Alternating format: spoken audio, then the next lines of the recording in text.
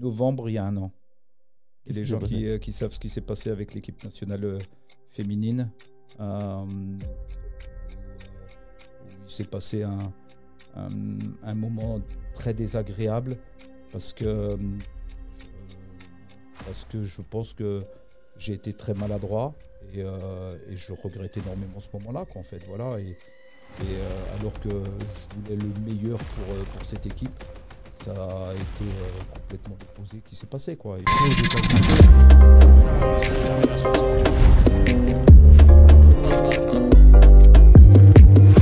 aux Bonjour à tous et bienvenue pour un nouvel épisode du podcast BC Podcast.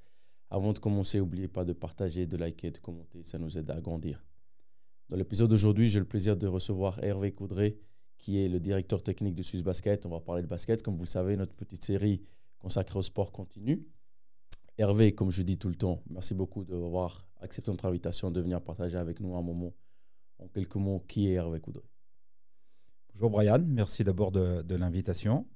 Hervé Coudray, je suis arrivé en Suisse il y a 2 ans, après un parcours de coach en France, pas très loin.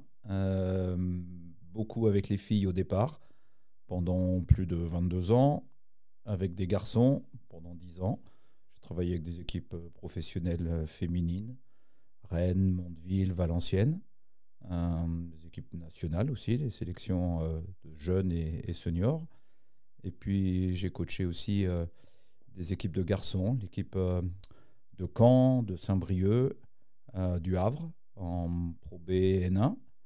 Et puis j'ai eu la chance aussi de m'occuper aussi de l'équipe nationale U19 garçons, une catégorie qu'on aura l'occasion de revoir au mois de juillet avec les championnats du monde, puisque j'ai participé aux championnats du monde en Égypte il y a quelques années. Et puis une expérience aussi avec l'équipe nationale du Mali féminine pendant 3 ans, avec l'équipe senior, avec les championnats du monde et puis la Coupe d'Afrique des Nations aussi. Dans tout ce que tu as mentionné de ton CV, quelle est la chose qu'aujourd'hui tu me dirais, Brian, c'est cette année-là qui m'a apporté le plus? C'est difficile de dire une année particulière parce qu'en fait, tous les clubs où j'ai été, on s'est fixé un objectif et puis on a eu de la réussite, on a eu de la chance et on a réussi avec le travail à atteindre ces objectifs. Si je reprends Rennes, on est parti avec les filles de National 2, c'était ma première expérience de coach et on est arrivé en Ligue féminine. Avec Mondeville, on était déjà en Ligue féminine mais on était plutôt sur la dernière partie du championnat et on a atteint l'Euroleague. Avec Caen, on est parti de N2, on est monté en Pro B. Voilà, tu vois, la plus belle réussite, c'est en fait d'avoir réussi à faire progresser les différents projets auxquels j'ai participé. Et c'est pas simplement en termes de résultats, mais c'est en termes d'avoir développé des joueurs ou des joueuses, puisque plusieurs ont atteint, certains sont en NBA aujourd'hui, certains sont en équipe nationale. Et ça, oui, je suis content d'avoir aidé à l'éclosion de certains joueurs ou certaines joueuses. Il faut de la chance, selon toi? Il faut de la réussite. Je ne sais pas si c'est de la chance, mais il faut un peu de réussite aussi. Vous savez, quand le match se joue à 1 point et tu as déjà vécu la situation où tu as la balle de match et puis le ballon ne rentre pas, ou quand le ballon y rentre, ça peut changer un peu la vie. Tu sais, ma première année à Caen, où on est en National 2, on a gagné 25 matchs sur 26. On joue les playoffs et pour monter, en fait, c'est au best of 3. Le premier match, on le perd à l'extérieur après prolongation. Le deuxième, on le gagne de 38 points. Et 2 jours après, on joue la belle. Et on perd le match au buzzer. Sur un tir à 3 points, on perd d'1 point sur ce tir-là.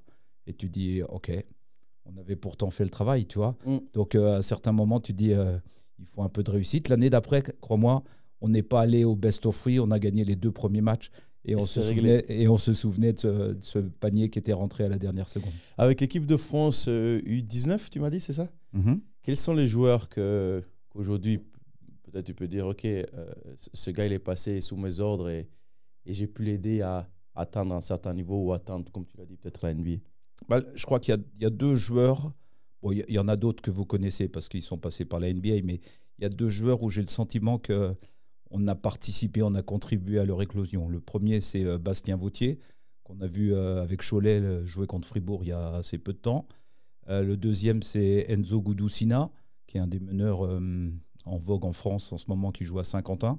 Et puis, il y avait des joueurs comme Frank Ntilikina, Adam Mokoka, Kylian Tilly, qui sont passés par des équipes de NBA. On avait une belle génération. On aurait pu avoir Sekou Doumbouya aussi, mais qui a décliné la compétition au dernier moment. Voilà, je pense que Enzo et Bastien sont 2 personnes avec qui on est resté en contact. Et oui, Bastien, ça a été encore un peu plus long, puisque après l'expérience des championnats du monde, il m'a rejoint à Caen. Et alors qu'il sortait d'un championnat espoir, il est devenu un des très bons joueurs de Pro B maintenant et de Pro A maintenant. On va rentrer dans le sujet qui nous intéresse, nous, qui est notre basket suisse. C'est la raison principale pour laquelle je t'ai invité. Je pense que ça sera intéressant de comprendre ton rôle, de comprendre les objectifs que tu avais en venant ici, que tu as toujours, et la vision à court, moyen, long terme de Swiss Basket. Comment est-ce que se fait la transaction d'arriver en Suisse pour être le directeur technique? C'est juste, hein? En fait, je pense que la vie est une question de rencontre aussi. Je crois qu'il y a de nombreuses années, j'ai travaillé, pendant de longues années, j'ai travaillé avec la Fédération française de basket en tant que cadre technique, en tant qu'entraîneur national. Et puis j'ai croisé la route d'Éric Lehmann, puisque j'ai été son assistant à un moment sur l'équipe nationale des moins de 20 ans féminine. Je l'ai recroisé à d'autres moments puisqu'il coachait en Ligue féminine à Aix-en-Provence quand moi j'étais à Mondeville.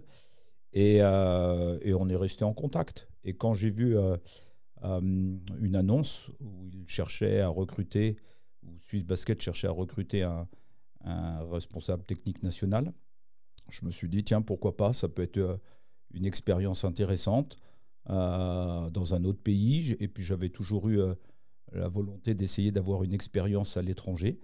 Voilà, ça s'est fait comme ça. J'ai postulé.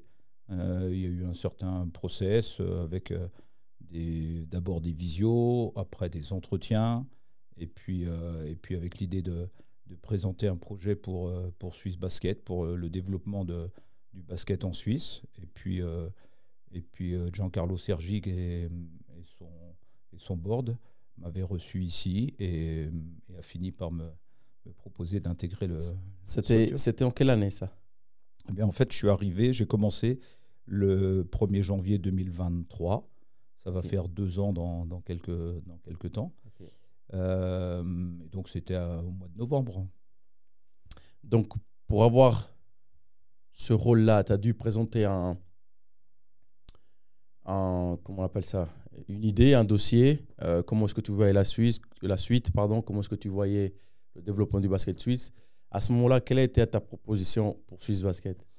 D'abord, avant d'arriver et pour pouvoir présenter quelque chose, je me suis renseigné sur le basket suisse. Et je me suis appuyé sur des joueurs ou des personnes que je connaissais qui étaient passées par la Suisse ou qui étaient encore en Suisse. Et l'un qui m'a énormément ouvert des portes, c'est Nemanja Chalazan, qui a été un de mes joueurs et avec qui j'étais resté en contact. Et on avait fait une bonne saison, il y avait une bonne relation, tu vois, entre un coach et un joueur. De temps en temps, il y a des choses qui se passent. Mmh. Et lui, il m'a ouvert les portes, je vais dire, du basket suisse, du basket de la partie alémanique, du Tessin, Romandie. Et en me donnant des numéros de téléphone, hein, j'ai contacté, non pas toute la planète, mais j'ai essayé de contacter les gens qu'il m'avait transmis. Il y a une deuxième personne qui m'a bien aidé aussi, c'est Mehdi Mari, qui était passé par la Suisse. Voilà. Et puis à l'époque, il y avait aussi les matchs avec l'équipe nationale, garçons et filles. Et je me souviens que d'un mois de novembre, pendant la fenêtre internationale, j'étais en train de regarder un match entre le Luxembourg et la Suisse. Et en même temps, je regardais le match de l'équipe de France féminine. Donc ça me permettait d'avoir un peu une idée sur ce qu'était le basket, comment c'était organisé. Et quand vous êtes de France, vous n'avez pas forcément le premier avis que il y a presque 3 pays dans le même pays, en Ouais. fait. Voilà, donc voilà, ce sont des choses à prendre en compte. Mais il y a des forces dans le basket suisse. Des forces parce qu'on est proche de l'Allemagne, on est proche de la France, on est proche de l'Italie, de la Serbie, enfin, ou des pays Balkans. Et ça, c'est aussi une force parce qu'il y a une mixité sociale, il y a plein de personnes qui arrivent aussi je vais dire, du bassin africain. Et ça, c'est une chose dans un petit pays par rapport à la taille, d'avoir autant de richesses, c'est quelque chose d'important. Et je me suis aussi aperçu qu'il y avait beaucoup de gens, de coachs, avec des cultures très différentes, en fait. Mm. Quelle est la première chose qui t'a marqué en arrivant ici en termes de basket par rapport au pays d'où tu viens? Quelle est la première chose qui te dit, OK, là, il va falloir vraiment que je travaille. C'est peut-être l'objectif principal de changer ce que tu vas me dire maintenant.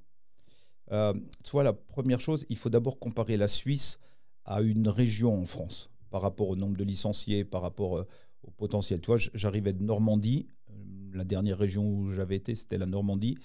J'avais un petit peu plus de licenciés qu'en Suisse. 30 000 pour 26 000 ou 25 000. Donc, il faut comparer ce qui est comparable.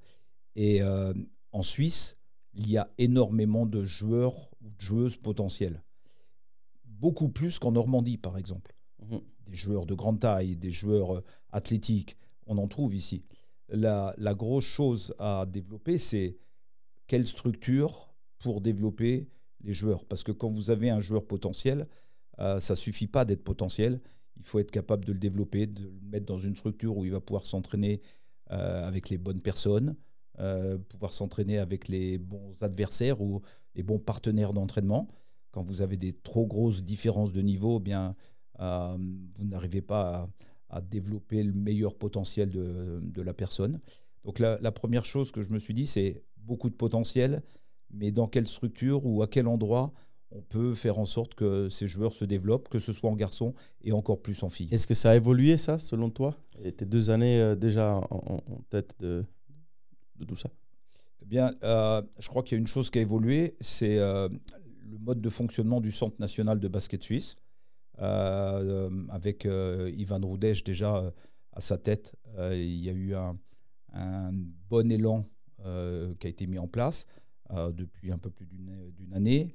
On a fait en sorte aussi que le nombre de joueurs qui gravitent autour du CNBS soit plus important. Quand je suis arrivé, il y avait 10-12 joueurs. On est passé à 16 avec les partenaires d'entraînement qui sont principalement issus des Foxes. Et ça crée une très bonne dynamique auprès des jeunes. Quand vous avez 10 joueurs et puis qu'il y en a un de blessé, un de malade, s'entraîner à 8 ou 9, c'est un peu plus frustrant, même s'il y a beaucoup de travail individuel. Quand vous êtes à 16, vous êtes toujours avec un nombre conséquent à l'entraînement.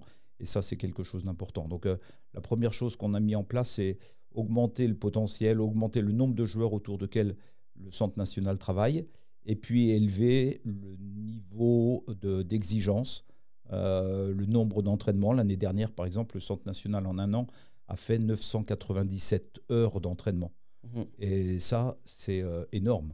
Il n'y a pas un club, même en France, dans tous les centres de formation, je pense qu'il n'y a pas un club qui peut se permettre de dire j'ai entraîné 997 heures mes enfants, enfin mes joueurs. Et ça, c'est vraiment une belle réussite. Voilà. Quelle est la chose... non. Ton travail, si tu pourrais me le décrire en une phrase, en quoi consiste-t-il exactement ici en Suisse? Mais en fait, je suis en charge je vais dire, de la politique sportive du basket. Ça veut dire quoi? C'est la formation des joueurs, la détection des joueurs, la formation des entraîneurs, et puis la responsabilité de toutes les équipes nationales, jeunesse et seniors, et donc le CNBS. En fait, si je résume, ça fait à peu près les axes. Il est bien évident que ça se fait en équipe. Je ne fais pas ça tout seul. J'ai des personnes qui sont responsables de la formation des entraîneurs, personnes responsables de la promotion de la relève, la détection des jeunes du Centre national. Et puis on travaille avec des partenaires, Suisse Olympique, Baspo, qui nous accompagnent dans nos projets. André est passé ici et m'a expliqué, par moi à toutes les personnes qui regardent la vidéo, que oui, il était président de Swiss Basket, mais également que pour la plupart des projets ou des objectifs qu'il avait, ce n'était pas lui qui décidait, qu'il y avait un comité qui devait décider, enfin qui devait voter pour décider si le projet passait ou passait pas. Toi, dans ta fonction, est-ce que c'est toi qui décides s'il y a quelque chose à faire, à mettre en place, s'il y a quelque chose à changer, s'il y a quelque chose à améliorer, etc., etc. C'est toi qui décides. Tu n'as pas besoin, évidemment, on doit le consulter avec les personnes qui collaborent avec toi, les personnes qui travaillent avec toi à la fédération, mais tu as le pouvoir de dire, OK, maintenant, il faudrait peut-être qu'on amène encore 2 joueurs ici et là. En fait, je suis plutôt une force de proposition parce que je pense qu'Andrea a fait référence au conseil d'administration. Mhm. Et en fait, les line managers, enfin le responsable technique, il est force de proposition pour dire je pense qu'il faut aller dans cette direction-là, il faut faire telle chose. Et après, à lui, justement, non seulement d'être force de proposition, mais de persuasion et de montrer aux personnes du board que c'est la direction qu'il faut prendre et expliquer pourquoi, en fait. L'un des projets, enfin l'un des dossiers chauds du moment, c'est le transfert du Centre national de Lausanne vers Macolin, vers le Centre national des sports. Et là, je suis sans doute une des personnes qui a œuvré dans cette direction-là pour plusieurs raisons. La première, c'est que on replace le Centre national plus au centre de la Suisse. Et on sait que le développement du basket sur la partie alémanique, on a déjà 6 joueurs cette année qui sont au Centre national. Il y a vraiment un vivier, il y a vraiment un potentiel de joueurs intéressants. Donc le fait de le placer du côté de Bienne, ça le rapproche de cette région. La deuxième chose, c'est que c'est un canton ou une ville bilingue. Donc on peut avoir des enseignements en français et en allemand, ce qui est quelque chose d'intéressant, surtout dans les écoles publiques. Et puis le budget, la partie économique qui est importante. Le fait d'être au Centre national des sports, près de Suisse olympique, près de l'OFSPO, c'est des choses importantes parce que ce sont quand même les leviers importants pour le sport en Suisse. Et c'est une structure qui est énormément subventionnée par Suisse olympique, donc un coût moindre. Et la dernière chose, c'était que le budget, si on voulait conserver, pérenniser cette structure, c'était une des obligations, en fait, de trouver un endroit où on puisse avoir un budget à l'équilibre.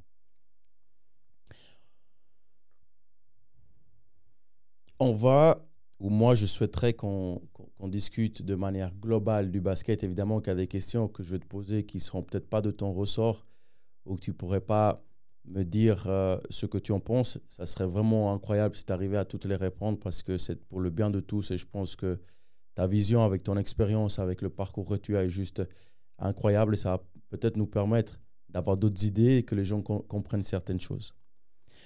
Ma première question est le niveau de compétitivité ici en Suisse de notre championnat professionnel. Parce qu'évidemment qu'il y a ce travail avec les jeunes qui est fait. Moi, ça fait 15, presque 20, une vingtaine d'années que je suis dans le basket suisse. J'aurais souhaité, évidemment, que j'ai connu des personnes qui m'ont beaucoup aidé, qui m'ont formé.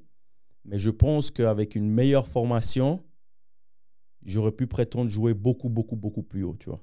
C'est peut-être un des regrets pas un regret, mais c'est quelque chose que je me dis, c'est dommage qu'il n'y ait pas une personne qui prenne les talents comme celui-là que j'avais à l'époque ou que j'ai toujours, de les amener là où ils devaient arriver. Évidemment qu'il y a des choses qui influencent cela, mais voilà.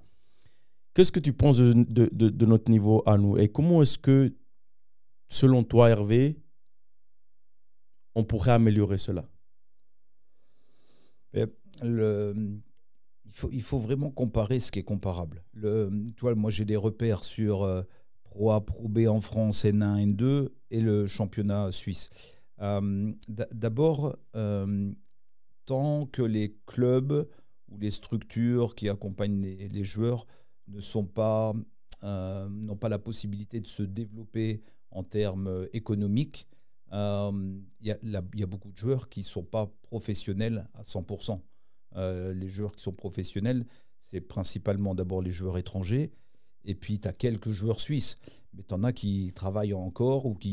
Et puis, il n'y a pas l'économie qui accompagne le basket ou le sport de manière générale, à l'exception de, on va dire, le ice hockey, le foot, voilà. Et ça veut dire que même si on vous propose des salaires qui, pour la France, seraient assez intéressants, pour la Suisse, vu le niveau de vie, c'est pas suffisant, en fait. Donc, ça freine un peu le développement du basket, ça freine, tu vois, même avec les joueurs qu'on a au Centre national, les discussions qu'on a avec les parents, c'est est-ce que mon joueur, il sera un joueur d'Euroleague ? Parce que le niveau de rémunération d'un joueur d'Euroleague, il n'est pas le niveau de la rémunération d'un joueur qui joue en Suisse. Et les parents, ils s'inquiètent de l'avenir de leurs enfants. Donc, c'est pas simple de développer ça. D'abord parce qu'il faut des dirigeants qui soient visionnaires, des dirigeants qui aient un réseau énorme. Moi, les clubs où je suis passé en France et qui se sont développés, j'avais à la tête de ce club-là quelqu'un qui était un chef d'entreprise et qui avait un réseau énorme sur Caen, par exemple. Et ça aide au développement. Donc, imaginez que le directeur de Nestlé devienne président d'un club de SBL, ça peut très vite accélérer. On a d'autres personnes en Suisse qui pourraient investir, qui pourraient se prendre de passion pour le basket. En fait, c'est non seulement être chef d'entreprise, mais aussi être passionné par l'activité qui nous rapproche, en fait. La deuxième question est concernant les étrangers de notre pays, les joueurs étrangers, les joueurs qui sont importés pour améliorer le niveau. Est-ce que tu ne penses pas, selon toi, qu'en apportant, en amenant, en autorisant 4 joueurs étrangers par équipe, la plupart en ont 3 cette année, il me semble, mais le 4e va arriver, cela freine le développement de certains joueurs qui peuvent prétendre aller jouer à très haut niveau? Je partage un peu ton sentiment. Tu sais, je regardais, il y avait un article de Jean-Denis Choulet qui s'occupait du Kosovo. Je crois qu'au Kosovo, ils sont 6 étrangers. Et il le disait, il disait comment, il parlait au président de la fédération, comment vous pensez qu'on peut développer les joueurs du Kosovo alors qu'il y a déjà 6 étrangers et les joueurs du Kosovo, ils jouent quelques minutes à droite, à gauche, et puis ils n'ont pas les responsabilités de prendre les derniers tirs. Donc voilà, c'est partagé par l'ensemble des pays. C'est clair que ça freine. Tu sais, quand tu es dans des gros pays, toi, la France, par exemple, maintenant, en National 1, tu peux avoir que 2 étrangers et un seul hors communauté européenne. Et en Pro B, tu peux avoir qu'un seul Américain et 3 joueurs d'Europe. Et ça, c'est fait pourquoi ? C'est justement pour encourager ou pour développer ou permettre le développement des joueurs. Parce qu'une fois que tu sors du centre national, par exemple, tu fais quoi ? Tu vas vers une université américaine, tu vas vers une équipe de SBL. Les places, elles sont chères quand tu as un nombre d'étrangers important. Et puis, tu as les joueurs comme toi, et vous ne lâchez pas votre place, et vous avez raison. Je veux dire, pas les anciens Suisses, mais les joueurs qui ont de l'expérience, ils ont peut-être d'ailleurs plus le niveau qu'un jeune qui sort du centre national, parce qu'il n'a encore que 18 ans. Il faut qu'il fasse ses armes, et être confronté aux meilleurs joueurs, c'est une autre façon aussi de continuer à progresser. Donc, est-ce que ça freine ? Oui. C'est aussi un avant. La Suisse, la SBL, c'est la première division suisse. Et crois-moi, quand moi je recrutais en Pro B ou en N1, j'étais en concurrence avec des clubs suisses. Parce que justement, en termes de visibilité, pour un joueur étranger qui arrive en Europe, il faut mieux être en première division en Suisse qu'en deuxième ou troisième division en France. Alors que je pense que, à l'exception peut-être de Fribourg, les autres équipes de Pro B seraient plus fortes que la SBL. Mais le joueur américain, le rookie qui sort, il préfère être dans une première division, quitte à être dans un pays avec un niveau peut-être un peu moindre, pour performer, pour faire des stats. C'est le pays qui permet l'entrée en Europe de beaucoup de joueurs étrangers. Donc c'est aussi une force d'avoir des jeunes, étrangers je parle, avec un potentiel intéressant, et ça tire le basket suisse vers le haut. Alors, est-ce qu'il en faut 4? Est-ce qu'il en faut 3? Est-ce qu'il en faut 2? Est-ce qu'il faut limiter à l'âge? Parce qu'il ne faudrait pas non plus que le basket suisse soit un peu des étrangers qui finissent leur carrière ici. Parce que c'est bien. Tu vois, c'est pas le projet. Enfin, moi, c'est pas ce que je préférerais pour le basket suisse. En termes d'argent et de financement maintenant, chaque année, Hervé, on voit que même cette année, Fribourg Olympique, qui est la référence depuis 10, 15, 20 ans du basket suisse, a des problèmes financiers. Ils ont perdu une certaine somme d'argent. Est-ce que le modèle financier n'est pas bon, selon toi? On n'a pas la réponse exacte, on est ici pour discuter. Ou est-ce que, selon toi, les clubs ne font pas assez pour développer ce modèle économique-là? Ou la fédération? Est-ce que la fédération fait assez pour aider les clubs? J'ai peu de recul, toi, ça fait à peine 2 ans que je suis là, tu vois. Ce que j'ai envie de vous partager, c'est que les problèmes économiques des clubs, ils franchissent les frontières.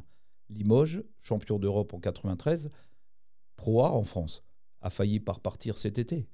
Pourquoi ils sont partis? Parce qu'il y a quelqu'un qui est un amoureux du club, qui a beaucoup d'argent, qui est le directeur des Intermarchés en France, qui a décidé de remettre un petit coup de pouce. C'est 1,6 million d'euros qu'il a mis cet été. Donc, tu vois, ça existe à d'autres endroits. Est-ce que les clubs vivent au-dessus de leurs moyens? Parce que s'ils ont des problèmes économiques, ça veut dire qu'ils dépensent plus que ce qu'ils ne récupèrent, qu'ils ne trouvent. Est-ce que c'est ça? Est-ce que justement il faut développer le partenariat, le sponsoring dans les clubs? Combien de personnes, combien de clubs ont dans leur staff, pas de joueurs, pas de coach, mais quelqu'un qui est chargé de trouver des partenaires en Suisse? Parce que je pense qu'on est dans un pays où il peut y avoir des moyens financiers. Sauf qu'il faut aller frapper à la porte. C'est un métier, ce n'est pas quelque chose de très simple. Il faut arriver à faire en sorte que le produit qui est proposé, quand je dis le produit, c'est les salles, l'ambiance qu'il y a dans les salles, que ce soit vraiment un moment important pour les parents, les enfants, que ce ne soit pas simplement le match, parce que quand c'est le match, vous gagnez, vous pouvez trouver des partenaires, et vous perdez, vous n'en trouvez plus. Il faut vraiment que le match, ça devienne un peu une excuse, mais il y a toute une ambiance autour du match qui fait en sorte que les gens viennent pour passer un bon moment. Ouais. Et ça, c'est quelque chose qu'on doit développer. Moi, une des choses qui m'a marqué quand j'ai vu les premiers matchs, c'est le peu d'ambiance qu'il y a autour des matchs. Et quand je dis le peu d'ambiance, c'est... moi, j'ai été mal élevé, sans doute. Parce qu'à Caen, on avait un speaker qui s'appelle Pierre Salzman, qui est un peu déjanté, qui est un peu fou. Sauf que les gens, maintenant, ils viennent voir le match de Caen, mais autant pour voir le match que pour voir lui, parce que c'est un mec qui fait 2,7 m, qui a été cassé de partout, qui ne sait plus courir, mais il court sur le terrain. D'ailleurs, il est à Villeurbanne aussi. Ah ouais, c'est le gars de Villeurbanne. Et à un moment, quand j'ai vu Pierre, j'ai dit Pierre, il va falloir que je te fasse venir et que tu fasses une formation des speakers en Suisse. Et tu vois, avec du recul, je me dis, mais il ne faut pas faire du copier-coller, parce que les gens ne vivent pas de la même façon, tu vois, n'ont pas les mêmes habitudes. Et je ne sais pas si Pierre, il se planterait pas lamentablement en Suisse, tu vois, parce que ça surprendrait énormément les gens. Mais quand je te dis ça, c'est qu'il faut arriver à faire en sorte qu'avec les habitudes suisses, on arrive à créer quelque chose autour des événements, autour du match, quoi, en fait. Ouais. C'est intéressant d'avoir ton point de vue sur ça, parce que moi, je joue en République dominicaine, j'ai de la chance de jouer l'été chez moi, et c'est vrai qu'on est un pays pauvre, mais on arrive à trouver les ressources pour que le sport soit un tremplin de vie pour nous, les joueurs de là-bas. C'est un tremplin de vie pour tous ces gamins qui regardent le sport, qui se disent « je veux être basketteur professionnel », on arrive à faire en sorte qu'ils gagnent leur vie avec ça, qu'ils puissent nourrir leur famille, qu'ils puissent avancer, qu'ils puissent devenir quelqu'un via le sport. Et l'ambiance, je ne te parle pas, il n'y a pas un stade en dessous de 5000 places qui est plein à chaque match. C'est une autre culture, disons. Maintenant, l'équipe nationale, Hervé. Moi, je suis intimement convaincu qu'avec les gars qu'on a, les gars qui arrivent, les gars qui étaient, il y a toujours eu moyen de faire quelque chose de bien. Maintenant, à chaque fois, on a un coach qui est juste incroyable, il faut dire ce qui est. On n'y arrive pas. Tu me diras, on a battu le Kosovo, on a battu je ne sais pas qui là, dernièrement lors de la fenêtre de qualification. Mais si moi, je suis ça de l'extérieur, je me dis, c'est dommage parce qu'on peut vraiment faire quelque chose de bien et se qualifier pour un grand tournoi. Qu'est-ce que tu en penses? Qu'est-ce qui manque? Qu'est-ce qu'on pourrait... Il y a beaucoup de choses à améliorer. Tout le monde peut s'améliorer. Mais qu'est-ce que, selon toi, maintenant, à cet instant-là, on pourrait se dire, OK, si on investit un petit peu plus sur ça, on peut y arriver? D'abord, je partage complètement ton sentiment par rapport au coach de l'équipe nationale. Moi, j'ai la chance de pouvoir assister à beaucoup d'entraînements. Quand tu dis que c'est un coach incroyable, c'est un coach incroyable et qui est capable de faire croire que c'est possible à n'importe quelle personne. Et ça, c'est énorme. La deuxième chose, avoir des résultats avec une équipe nationale, c'est un processus à long terme. Et il faut arriver à faire en sorte de former des jeunes qui puissent remplacer seuls ceux qui vont arriver ou ceux qui vont arrêter. Et il faut en former suffisamment, autant que ceux qui vont arrêter. Tu vois. La troisième chose, c'est de faire en sorte que ce soit un projet national. Ça ne doit pas être le projet de la fédération simplement, mais ça doit être le projet du basket en Suisse, de tous les clubs, de tous les joueurs, et bien sûr accompagné par la fédération et le coach. Quand je dis ça, ça veut dire que c'est pas simple d'avoir tout le monde autour de la table et d'arriver à fédérer pour faire en sorte que tout le monde en profite. Les résultats d'une équipe nationale, ça peut profiter à tous les clubs. Quand vous avez une équipe qui va se retrouver à jouer, je veux dire l'Espagne, la France, une équipe de Suisse qui va jouer ces nations-là, eh ben, ça va profiter à tout le monde. Parce que derrière, les clubs, les gens qui seront venus voir ce match-là, ils auront tendance à revenir voir leur club. Et ça, c'est important. Et puis, la dernière chose, c'est aussi le fait que les joueurs soient capables d'être, je ne vais pas dire motivés, parce que je pense qu'ils sont tous motivés, mais qui mettent les priorités un peu tous dans au même endroit. Et tu vois, moi, ça m'a marqué. C'est rare en France qu'un joueur refuse de venir à une compétition. Ça peut arriver, mais c'est plus rare. Et il y a tellement de potentiel, il y a tellement de joueurs potentiels en France, c'est pas grave. Il y a un joueur qui n'est pas là, c'est pas grave. Il y en a d'autres qui sont là pour prendre le relais.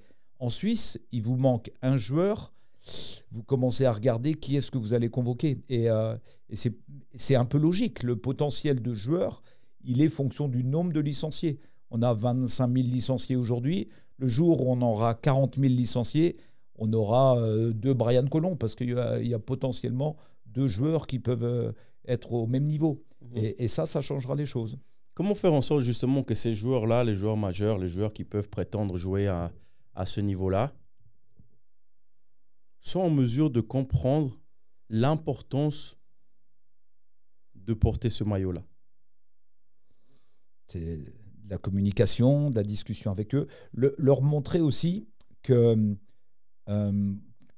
en judo, par exemple, en France, tous les judokas qui ont porté le kimono en équipe nationale, ils se retrouvent à un moment dans la fédération, ou à la tête d'un club, ou coach. Et ça, c'est important. Si on arrive à faire en sorte que des gens comme Roberto Kovac, qui vient de passer ses diplômes d'entraîneur, et qu'on les intègre dans un processus autour de la formation des jeunes, eh bien, de toute façon, le joueur, il va être capable de prolonger sa carrière, peut-être 1 ou 2 ans en plus, parce qu'il sait que l'après-carrière, il est déjà préparé. Donc, je pense qu'il y a des choses autour de ça. Tout le monde ne voudra pas faire toute sa carrière en tant que joueur et puis après en tant qu'entraîneur dans le basket. D'autres joueurs ont d'autres aspirations, mais c'est de faire en sorte que leur montrer qu'on ne les laissera pas tomber à la fin de leur carrière, par exemple. Bah justement, ça, c'était ma prochaine question. Et ça tombe bien que tu aies mentionné Kovac qui a passé ses diplômes d'entraîneur. Moi, je suis en train de passer mes diplômes d'entraîneur. Comment est-ce que tu me dis à moi, Brian, écoute, personne motivée, une personne qui est en train de se former, une personne qui, depuis des années, aide les jeunes d'une manière ou d'une autre via le basket. Je suis motivé à continuer, je suis motivé à vouloir aider, à vouloir, après ma carrière, continuer dans ce milieu-là. Comment tu me dis à moi, Brian, OK, on va te prendre on va te prendre avec nous, on va t'aider, on va te guider, on va te former. Si c'est pour gagner à la fin du mois 3 500 francs, alors que je ne peux pas nourrir ma famille avec ça. Tu vois, quand tu me dis 3 500 francs. Et je te dis ça, mais j'aurais pu dire 4 500. C'est la même. Mais tu vois, et que tu me dis ça à un Français, 3 500 francs, tu es un coach de Pro B en France. Et tu vis très bien avec ça. Et non seulement tu vis très bien, mais tu es peut-être dans les 30% de la population française qui gagnent ça. Les autres gagnent beaucoup moins. Tu vois c'est là la problématique.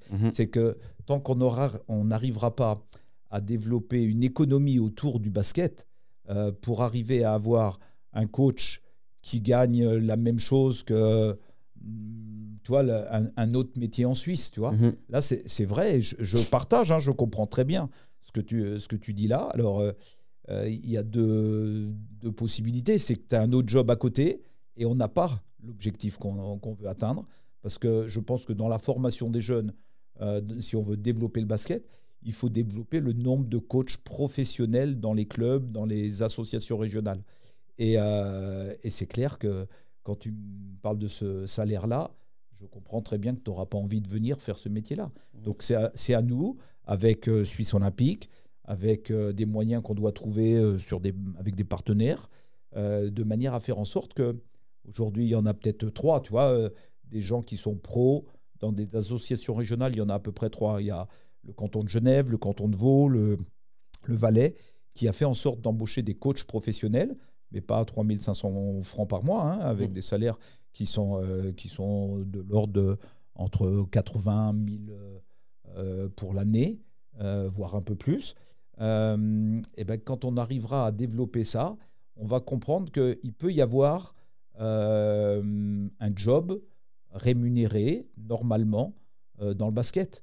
Aujourd'hui, il y en a assez peu. Donc, les gens ne s'investissent pas, n'ont pas envie de faire une formation qui va leur amener à ce que tu dis, 3 500 francs. Là, Roberto a commencé sa formation. L'objectif et ce qu'il souhaite, c'est justement être capable peut-être d'intégrer un staff d'une association régionale. Et on y travaille. C'est un des objectifs que Andrea et Eric avaient, de créer des postes qu'on appelle des cadres techniques régionaux, des coachs des cantons.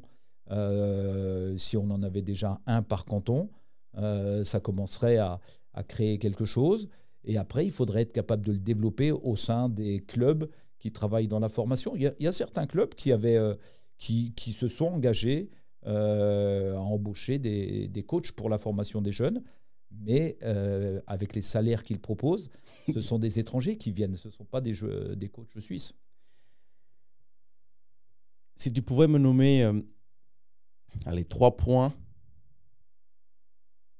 importants selon toi, qui sont ton axe d'amélioration de travail, d'avancement pour la suite, ce serait quoi? Je t'en ai déjà donné un. Le premier, c'est de faire en sorte qu'il y ait des relais dans chaque association régionale. Quand je dis des relais, c'est des relais techniques. Un coach dans chaque association régionale qui soit, toi, parce que c'est le cas dans beaucoup de pays, la fédération, ok, il y a des staffs, il y a des entraîneurs nationaux, mais ils ne sont pas tout le temps au contact du terrain. On essaye de le faire. Pour te donner un ordre d'idée, ma voiture, elle avait 20 000 km quand je suis arrivé et j'en suis à 110 000. Et ce n'est pas parce que je vais en France tous les week-ends. Et pourtant, on est dans un petit pays. Mais on essaye d'être... Sauf que quand je suis dans une salle, il y a 20 matchs qui ont lieu dans 20 salles différentes. Ouais. Donc, je ne peux pas voir tout le monde. Tu vois. Et encore dimanche dernier, je suis allé voir un match de U16, Marin contre... j'ai même perdu le club à côté de Coulonges. Ça existe. Collonges à côté de Genève. C'est ça. Et j'ai vu un gamin que je ne connaissais pas. Et je me dis qu'on passe au travers de plein de gamins potentiels. Tous les jours, je reçois des mails de gens qui arrivent de Saint-Gall, qui me disent « Je suis motivé, je m'entraîne, comment je peux être vu pour l'équipe nationale ?» Ça veut dire quoi? Quand on reçoit ce type de message, ça veut dire que le maillage du territoire, il n'est pas suffisamment bien fait. On n'a pas suffisamment de relais sur le terrain. Donc, il faut essayer de développer ça. Donc, la première direction, je pense que c'est d'avoir des coachs relais qui sont au contact des jeunes, qui voient plein de matchs sur le terrain. Et comme ça, hop, ils savent qu'ils trouvent quelqu'un, il faut tout de suite prévenir. Et donc, il y en a qui travaillent dans des clubs, qui me contactent déjà maintenant. En 2 ans, je commence à avoir un peu des relais. Je pense à Erwin Kogo, par exemple, qui est sur Neuchâtel chez les filles. Dès qu'il voit des filles qui lui semblent intéressantes, bam, il me contacte. Alors, il y a cette voie-là qu'il faut utiliser parce que pour la détection, pour la formation des joueurs, mais aussi pour la formation des entraîneurs qui travaillent dans les clubs et qui travaillent avec le plus jeune âge. Parce que je crois que la deuxième direction qu'il faut prendre, c'est améliorer le perfectionnement des jeunes à la base. Sur les catégories U12, sur les catégories U14, on a un retard énorme par rapport aux autres pays. En France, à 14-15 ans, les meilleurs de chaque région s'entraînent 2 fois par jour. Nous, on est en train de bagarrer pour que les gens qui sont U16 s'entraînent 1 fois par jour. Et donc, on prend un retard énorme. Et quand on récupère les jeunes en U16, quand je dis on les récupère, c'est quand nous, on a la chance de travailler avec les meilleurs de la génération U16, on s'aperçoit du retard ou des lacunes qu'il y a. Donc, il faut qu'on arrive à développer le travail au sein des clubs, accompagner les coachs dans les clubs. Qu'est-ce qu'on doit faire, à quel âge, comment on peut travailler avec les moyens qui sont les leurs. J'ai combien d'heures d'entraînement? J'ai combien de gamins à entraîner en même temps? C'est pas pareil d'entraîner individuellement un joueur ou entraîner 20 joueurs en même temps. Et c'est pas pareil d'entraîner au CNBS où on s'entraîne 2 fois par jour, donc 10 fois dans la semaine. Et quand tu entraînes un club, la même catégorie d'âge, mais tu les entraînes 3 fois, les gamins. C'est pas la même chose. Quelles sont les priorités? Et adapter, parce que tout le monde parle, on a des lacunes dans les fondamentaux. Oui, mais sauf que les fondamentaux, c'est pas que du 1 contre 0, et il faut les replacer dans le contexte du jeu. Et quand on a 1 ou 2 entraînements par semaine, peut-être que la solution, c'est de faire beaucoup de jeux. Et je pense qu'on a énormément de travail pour accompagner les coachs qui sont auprès des clubs, auprès des plus jeunes dans les clubs, de manière à faire évoluer le basket. Et la troisième direction, il me semble qu'il manque un réseau de formation en dessous du CNBS. On a le CNBS qui est le top, l'équivalent de l'INSEP à Paris en France. Mais pour la catégorie U14, il doit y avoir des structures d'entraînement, peut-être accrochées à un club, peut-être accrochées simplement à l'association régionale, où les jeunes sont regroupés beaucoup plus que ce qu'on fait actuellement. Ce n'est pas une fois tous les 15 jours qui va changer quelque chose. Il faut qu'on arrive à les entraîner tous les jours, peut-être pas le dernier jour, peut-être le vendredi, ils retournent dans leur club pour jouer avec leur club le week-end. Mais ces gens-là, on pourra les entraîner 1 ou 2 fois si on a des aménagements horaires, si on travaille avec des structures, des sports-études. On pourrait les entraîner 5-6 fois, ils retournent avec le club 1 autre fois, et le match le week-end. Là, on franchirait un cap énorme. Mais ça, c'est sur les catégories jeunes, en particulier les catégories de 14 ans. Quels sont les futurs projets de Juste Basket ou de toi? Je crois que André a dû en parler, la vision qu'il a. Moi, si je parle de la direction technique, parce que c'est mon domaine, je crois qu'on avance dans la direction dont je viens parler, ces trois directions. Je pense que si on veut parler des résultats des équipes nationales, c'est aussi de faire en sorte de donner les moyens aux équipes nationales d'être encore plus performants. Ça veut dire quoi? C'est augmenter le nombre de jours de préparation avant un championnat d'Europe. Ça veut dire regrouper les jeunes plus fréquemment pendant la saison, ce qu'on a déjà commencé à faire avec les catégories U16, où là, tous les 4-5 semaines, il y a un week-end de 2 jours, voire 3 jours, où on regroupe les 20, 18, 20 meilleurs jeunes, ce qui crée d'abord une émulation, ce qui crée un état d'esprit dans l'équipe, et ce qui fait énormément évoluer, progresser les jeunes. Et quand ils jouent l'un contre l'autre, ils se tirent bien la bourre parce que ils ont envie de montrer qu'ils sont un peu meilleurs. Et ça, je trouve que les résultats de l'équipe nationale U16 l'année dernière, même si je pense qu'on avait vraiment une génération plutôt intéressante, le fait de les avoir regroupés toute l'année, en gros 25 à 30 jours, c'est quelque chose qui n'existait pas depuis quelques années. Et ça, je trouve qu'on va bagarrer. Je vais essayer de bagarrer pour trouver les budgets pour qu'on puisse continuer. Ça a réussi avec les garçons, ça n'a pas réussi avec les filles. Mais il faut savoir être patient. Ce n'est pas parce que vous l'avez fait une année que ça n'a pas marché qu'il faut tout changer. Il faut attendre. Le président a demandé de faire un bilan du CNBS au bout de 4 ans. Il est positif sur le fait que des jeunes commencent à sortir, commencent à arriver en SBL. Voilà, il faut continuer à avancer là-dessus, améliorer ces choses. Faire un bilan, c'est bien. Qu'est-ce qu'on peut améliorer, comment, et trouver les moyens pour l'améliorer. Hervé, avant de te poser la dernière question, je voudrais avoir ton avis sur quelque chose que je n'ai pas pensé à te poser la question avant. Je voudrais que tu me dises une personne que tu souhaites voir ici assise avec moi, discuter de la manière qu'on l'a fait presque pendant 1 heure. Toi ? Moi ? Mais oui, il faudrait que toi, tu te poses des questions. Non, je pense que moi, si je suis ton émission, je rêverais d'avoir quelqu'un comme Clint Capella, comme Kishan George, tu vois, qui ont un regard encore un peu différent du basket suisse. Ils l'ont connu. Voilà, je pense que c'est des gens qui peuvent être intéressants pour l'avenir du basket, s'appuyer sur ces personnes-là. C'est quelque chose qui est bien. On va essayer de l'avoir un des deux, je l'espère. Quel est ton avis? Ça, c'est vraiment personnel et ça me tient à cœur de poser cette question. Ou ton regard sur la relation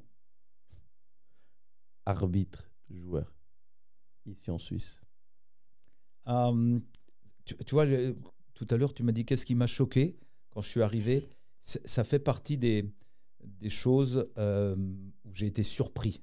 Tu vois, je ne sais pas si ça m'a vraiment choqué, mais ça m'a vraiment surpris. Tout le monde est responsable. C'est pas la responsabilité des arbitres, c'est la responsabilité de tout le monde.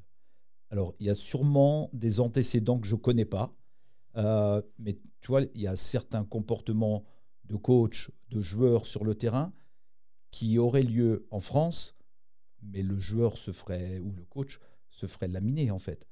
Et en fait, tout le monde élève son niveau, je veux dire, d'agressivité ou de remarque ou de comportement. Tu vois. Alors, il y a des choses qui me marquent des deux côtés, tu vois. Je trouve que les arbitres dégainent facilement la faute technique ou préviennent très rapidement. Mais d'un autre côté, je trouve que certains coachs abusent aussi. En fait, quand je dis abuse, c'est que j'ai aucun problème avec qui que ce soit comme coach, mais il y a des comportements de temps en temps qui sont juste pas possibles. Vous feriez ça en Coupe d'Europe, on ne vous poserait pas de questions et tu ne me poserais pas la question de quel est le problème avec les arbitres suisses. Parce qu'ils ne seraient pas suisses de toute façon et ils te mettraient dehors si tu avais ce comportement-là. Donc, et eux, inversement, ils seraient punis aussi s'ils font une bêtise. Oui, ils pourraient l'être. Toi, c'est rare dans tous les pays. L'arbitre, il peut être puni peut-être a posteriori, mais c'est bien rare. Et crois-moi, même en France, il y en a quelques-uns de temps en temps qui n'étaient pas tout le temps très, très brillants. Et parfois, je me suis posé la question de savoir s'ils étaient vraiment, il ne faut pas dire honnêtes, mais où tu ici, on se pose la question tous les week-ends. Mais ils continuent à arbitrer, quoi, tu vois. Et plus que dire il y en a un qui est responsable par rapport à l'autre, je pense qu'on travaille trop les uns à côté des autres. Alors que la formation des coachs et la formation des arbitres, voire des joueurs, elle doit être on doit être capable de travailler plus en osmose les uns avec les autres. Moi, je me souviens qu'en France, j'étais coach mais ça m'arrivait fréquemment d'aller au moment du regroupement des formations d'arbitres pour parler basket avec eux, pour parler de comment nous, on voyait les choses. Et je trouvais que c'était quelque chose d'intéressant. Et je trouve qu'on ne le fait pas suffisamment, en fait. Et moi, c'est une des directions que je voudrais qu'on essaie d'avoir avec le corps arbitral, qu'il y ait plus de rapprochement entre les coachs. Après, il faut les choisir, les coachs. Parce que tu sais que de toute façon, certains, ils seront contre les arbitres. Mais c'est justement en essayant de faire en sorte de rapprocher les uns et les autres qu'on arrivera à se comprendre. Parce que là, on ne se comprend pas, en fait. Et quand tu comprends pas, si tu ne te comprends pas avec ta femme, ça ne dure pas longtemps, ton mariage. Ouais. Et ben voilà. Donc là, on en est là. Comment on peut faire pour rapprocher les deux? On n'est qu'une famille. La famille du basket, c'est joueurs, entraîneurs, coach. Et il faut qu'on arrive à créer des liens plus importants. Et là, on ne l'a pas fait assez, ou on ne le fait pas suffisamment. Ok, Hervé, maintenant, j'ai quelques petites questions que je pose tout le temps à la fin. Tu as le droit à un mot ou à un nom, pas développer. Je suis bavard, c'est difficile pour moi. Ça. Le meilleur joueur que tu as coaché?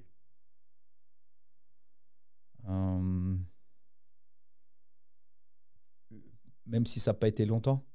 Oui, que tu as coaché. Nico Batum. Nicolas Batum? Ouais. Ok. Le meilleur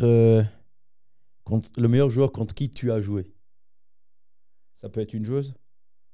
Oui. Jouer? Ah, mais quand toi, tu as joué. Ah. Tu as joué à l'époque ou pas? Oui. Mais pas à très haut niveau ou... J'ai fait un peu de Pro B, mais... Ok. Le meilleur coach? Ouais. Pendant les John Calipari. Ok. Voilà, au championnat du monde avec l'équipe nationale du 19. Ouais. Ton plus beau souvenir dans le basket? Ta rencontre? je voudrais bien. Non, le plus beau souvenir, c'est... c'est chaud parce que si je choisis un club, l'autre club va dire ouais, c'était bien aussi. Mais je sais pas, peut-être un titre ou quelque chose, non? Collectivement, c'est la montée avec Caen. Voilà. 3700 personnes dans la salle, dans une salle de 3000. Le terrain envahi, toi. Nico Batum qui est là parce qu'il était un des parrains du club. Toi, ouais, c'était une belle expérience, une belle image. Et puis la même chose avec Rennes quand on est monté en Ligue féminine, quoi, en fait. Voilà, Ok. Et le pire? Le pire, c'est novembre, il y a un an. Et les gens qui savent ce qui s'est passé avec l'équipe nationale féminine, où il s'est passé un moment très désagréable parce que je pense que j'ai été très maladroit et je regrette énormément ce moment-là, quoi, en fait. Voilà. Et alors que je voulais le meilleur pour cette équipe, ça a été complètement l'opposé qui s'est passé, quoi. Et je suis trop content qu'elle ait performé pendant la dernière fenêtre parce que c'est un truc qui marque. Il y a d'autres moments dans une carrière. Hein. Toi, on a parlé d'un match, d'un panier qui ne rentre pas, mais il y a des moments qui restent plus longtemps, quoi. Le panier, pendant 2 jours, 3 jours, tu ne dors pas. Après, c'est réglé. Mais après, bon, tu oublies. Là, c'est quelque chose qui m'a plus marqué et qui fait mal. J'ai fait mal à la personne de manière complètement, je veux dire, involontaire, parce que j'étais complètement en train de plutôt chercher à la motiver qu'autre chose.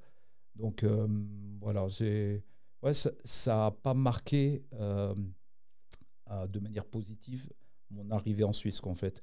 Et si je me bagarre aujourd'hui pour le basket suisse, c'est pour montrer que je suis quelqu'un d'autre que la personne qu'on a pu critiquer à ce moment-là. Ok, c'est cool que tu puisses partager ça avec nous, vraiment, et que les gens puissent comprendre. Et moi, j'estime aussi que des choses arrivent. On est des êtres humains, tout le monde fait des erreurs. Même si, comme tu l'as si bien dit, ce n'était pas ton objectif, ce n'était pas ton but. Toi, tu cherchais plutôt à tirer la personne en question vers le haut. Mais tu sais, on est dans un pays, on est assez fragile, on est assez sensible. Et les choses peuvent prendre une ampleur très vite, très forte, alors que de base, je ne dis pas que c'est pas grave, mais dans d'autres pays, ça serait peut-être géré différemment. Hervé, le mot de la fin, il est pour toi. Avant de finir, merci à vous d'avoir vu et écouté mon podcast. N'oubliez pas de me suivre, de vous abonner, de partager, de liker, de dire en commentaire qui est-ce que vous souhaitez voir prochainement assis avec moi. Hervé, je te donne le mot de la fin. D'abord, merci Brian. C'était un moment très agréable pour moi. Croyez-moi, le basket, c'est ma vie. Je suis un passionné et je compte pas mon temps. Et mon objectif, c'est partout où je suis passé, c'est d'essayer de faire franchir des paliers, des étapes au club, dans la formation d'un joueur, et là de contribuer au développement du basket suisse, que ce soit au niveau des entraîneurs, au niveau des joueurs, au niveau des équipes.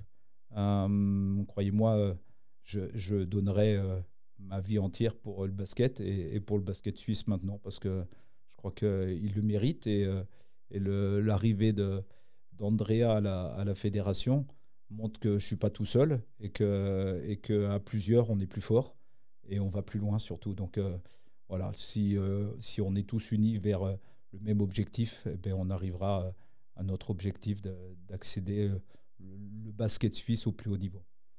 Merci Hervé pour ton temps, ça fait je pense 1 heure. Et quant à vous, je vous dis à bientôt pour un nouvel épisode. Bye.